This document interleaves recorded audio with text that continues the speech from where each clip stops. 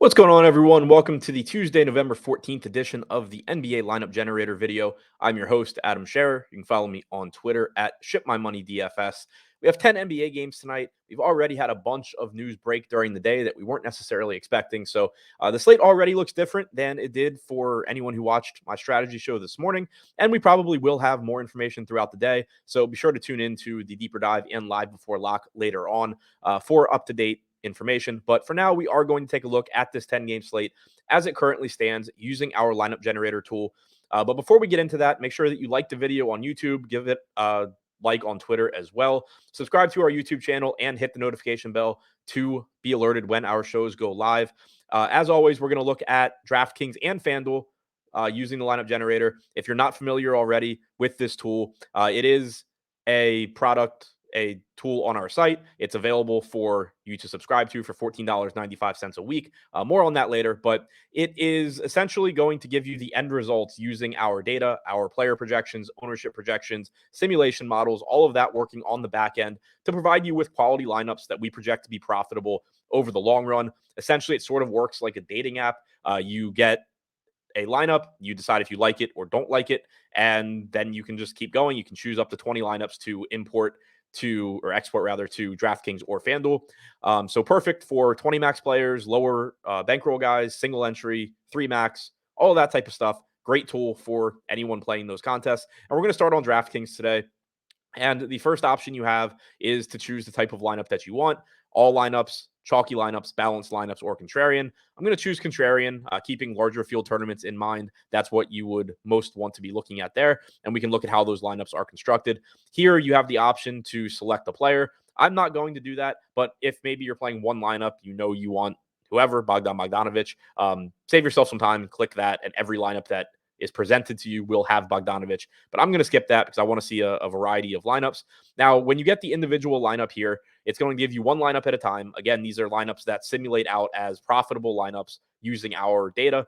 You're going to see the total salary here in the top left, projected fantasy points, and the total ownership up at the top. Down here, you have a sliding scale because the individual ownership, or the total ownership rather, and the fantasy point projection are all relative. It depends on the slate what a good projection is. So down here you can see how it projects compared to other lineups and how popular it is compared to other lineups. You also can see the individual players in the lineup, their projection, and their projected ownership. Now I'm going to just save the first 20 lineups that we get, and then we can take a look at how our exposures look amongst those 20 lineups by clicking the View Saved Lineups button down here. So now you have your lineups here on the left, all 20 of them. You can scroll through them. And then here on the right, your player exposures. And you can see at the top, we have Cedi Osman, who is only $3,200. He is showing up in 80% of the 20 lineups that I selected. And the reason is that Keldon Johnson is out tonight for the Spurs and Tre Jones is out. So there's a lot of playing time available for Cedi. He should step into a much bigger role. He's not the best fantasy producer on a per minute basis, but he's not terrible either. And he can do a little bit of everything when he's on the floor. He can score a little bit. He can facilitate a little bit. He's somebody that's likely to just step into more minutes with those guys sidelined. So he is right now pulling about 19% ownership, but at 3,200, we are getting a lot more than the field. Same goes for Devontae Graham at 3K flat. He's showing up in 40% of our lineups. Tre Jones had been playing off the bench, but Devontae Graham likely to step into those minutes at 3K. Third, we have another Spurs player in Zach Collins, likely to see increased production with no Keldon Johnson. Johnson is one of the highest usage guys on the team, and Zach Collins is already a solid point per minute guy in his normal role. It's likely he sees a little bit more here. He's only $6,400. Then we get over to the Hawks, who are missing Trae Young. He was ruled out this morning as well. So we have $4,700 DeAndre Hunter and $4,900 Bogdanovic, both looking very good, coming in at 40 and 35% owned respectively. Amongst our 20 lineups. Cade Cunningham at a very favorable 8K price tag is showing up at 35% for the Pistons. Then we get back to the Spurs, $5,800 Jeremy Sohan, small forward eligibility, likely to take on a bigger playmaking role without Tre Jones, likely to take on some more usage without Keldon Johnson. He looks very good as well. Nikola Jokic, self-explanatory. Whenever you can play Jokic, it's a pretty good idea. Same goes for Luka. In 30% of our lineups as well. He's not getting much ownership right now, so that is a contrarian play. Jokic is more popular. Joel Embiid is projected to be more popular. So getting to Luka, he doesn't project as well as Jokic or Embiid, but still certainly capable of being the highest scorer on any given slate. And then we're rounding out our highest exposed guys here with Brandon Ingram, DeAndre Ayton, and Clint Capella. All of those guys look perfectly fine as well. Now, we can take a look at these lineups, and Just looking at these ones at the top, 270 fantasy point projection, 146% aggregate ownership. That's one of the more popular lineups that we selected, but it's still not a crazy amount of ownership. And that's because we have a 10-game slate. So if you look at this lineup individually, 6% ownership right now coming into Devontae Graham. I do think that's likely to come up in our next ownership update. 0.7% coming into Daniel House. No Kelly Oubre for the Sixers. Also no Nick Batum. So you are likely to see increased playing time for House. He's not a great value. He's only projected for about 13 fantasy points. This is someone that you shouldn't be playing a lot of, but certainly can show up in a lineup here or there, and you just essentially hope to get lucky. Bogdan Bogdanovic is going to be very, very popular, but we're offsetting that right now, looking at the way this line is constructed with Graham, House, Tim Hardaway Jr. only getting 7% ownership. We have Joel Embiid, one of the highest projected guys on the slate. Chetty, again, a top value option. Aaron Gordon only getting 6% on ownership, so another low-owned play. And then we also were able to fit in Jokic with Embiid. So certainly a very high upside lineup there if guys like Devontae Graham, Daniel House, and Chetty Osman cooperate. Big if, but you can see the upside. Now here we have a lineup that projects for 10 points less, but it is a lot less popular as well. D'Angelo Russell, 1% owned. Cade Cunningham at 10%. Nothing wrong with either of those plays. Russell's certainly someone that's difficult to prioritize, assuming LeBron James plays. Cade Cunningham does look pretty good at that 8K price tag.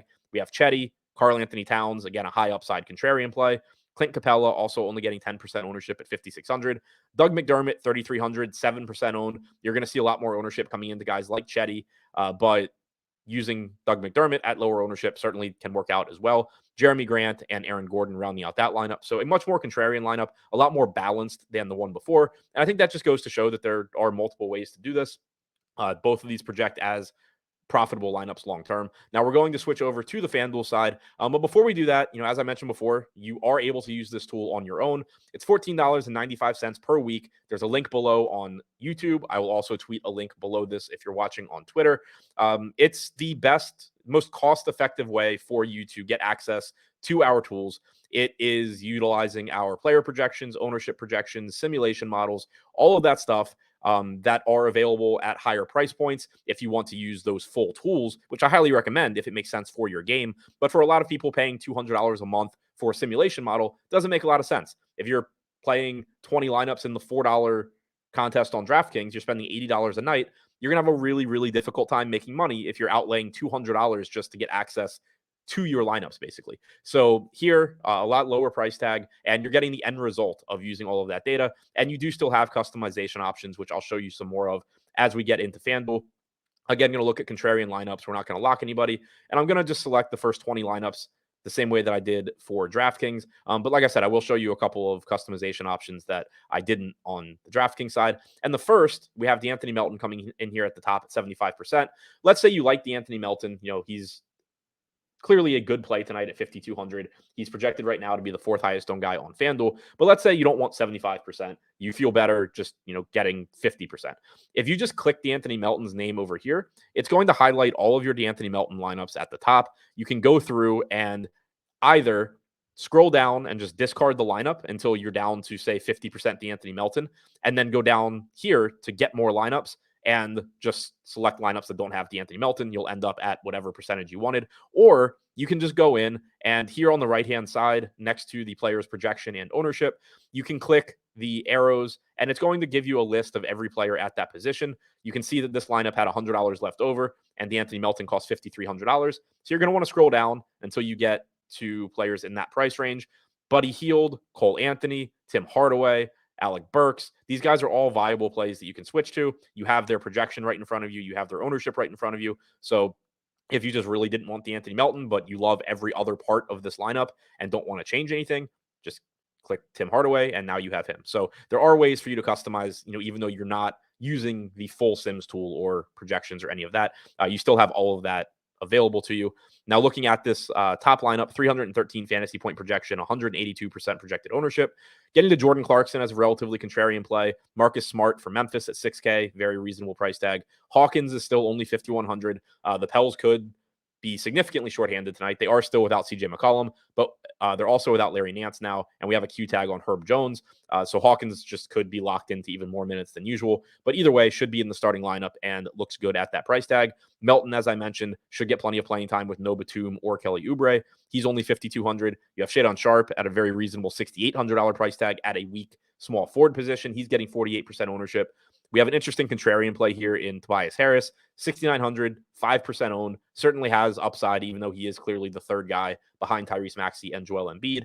Zion at 8K, 32% owned. Zach Collins, 6,300, and then Victor Wembanyama rounding things out at center as a contrarian play at 7%. Never going to be upset about getting to him as a contrarian option. So that's all I have for you on this video. Again, highly recommend signing up and using it for yourself so that you can use it up until lock, get the most up-to-date information and the best lineups that you can. Thank you for checking out the video. Good luck on your lineups, and I'll see you back here tomorrow.